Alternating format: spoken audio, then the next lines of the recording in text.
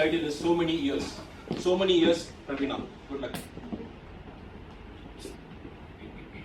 Okay. How many of you use the word ping when you get a new message? Show of hands. Exactly. Hearing this response, a curious-headed friend of mine shouted at me. He said, "Seriously? Ping?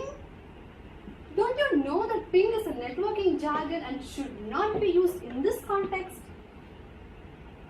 He looked at me top to bottom, and he said, "And I see your Toastmaster pictures every week in Facebook." Good afternoon, fellow Toastmasters, and hail the UPPR for the publicity. I went back and referred Oxford dictionaries.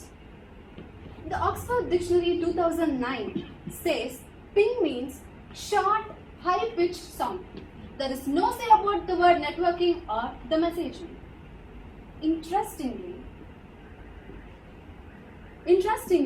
the Oxford Dictionary of 2010 gives two more meanings to the word ping. How can a meaning be added to the already existing word?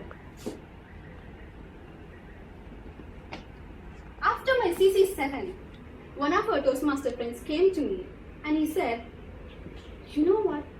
Your speech was so creative and so imaginative, and believe me, it's kind of unique."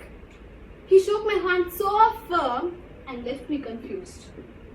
As far as I know, the word unique means one of a kind. But how can something be kind of one of a kind?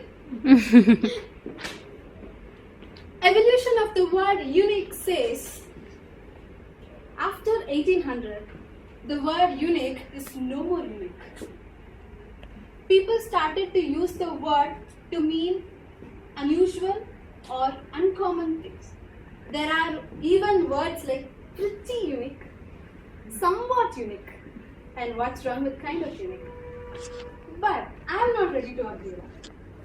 How can a word meaning be changed? How can the meaning be eroded just because people are using it?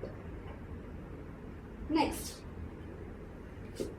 in our Toastmaster sessions, our favorite Toastmaster Sriram, used a word called bromance.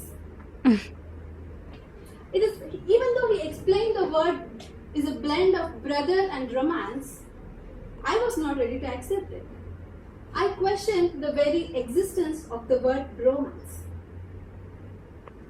To my surprise, there exists a word in dictionary called bromance, which was recently added to the youngest, which was recently added as the youngest member of the family words.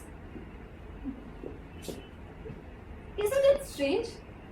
How can some existing words be blended to form new words, and it is accepted in dictionary? I question, and all these things raised too many questions in my mind. Can anybody create a word? Can anybody give meaning to a word? Can any time a meaning be appended to the existing word? Then what happens to the originality of the language? Then what will happen to the essence of the very language we love? What do you think the answer would be, Toastmasters? Not correct. But surprisingly, the answer is a big yes. Every year, a panel of people join and decide the meaning, usages, not good usages, which words can be in the dictionary and off the dictionary, and make the words legitimate use. Dictionaries are just guidelines to the words we use and not the reality of the word in existence. If you ask me again, really, language is so much vulnerable. Is this how language has to change? Very easily and very much prone to changes? I would say change is not that terrible. If you ask me, language is so vast and so rich that even whenever we stop to create the words and we stop to use the creative words, that is the time the language will die. Not when we create words. Changes are inevitable. When you can accept it in life, why not in your language? What is your favorite word which is very prominent in networking sites now? Give me any word which is very famous in your chat. Tweet. Then? Google. Hi. What? Hi. Hi. Google. Google. WhatsApp. And Inbox has become a verb. trust me, your favorite word of the year is selfie.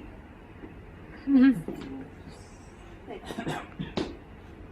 And it is legitimately accepted and given a brand the word of the year 2013. Now, dear Toastmasters, change will happen, no matter what it is. Do you believe that the word night actually meant silly in 14th century? And there were hundreds of letters expressing their concerns about changing the meaning from silly to something pleasant. Trust me, if you worry about the change of the word, you will be considered silly in another 100 years. Love the language you cherish. Trust that the language will always evolve and will never get destroyed. Change and adding words are fun and interesting.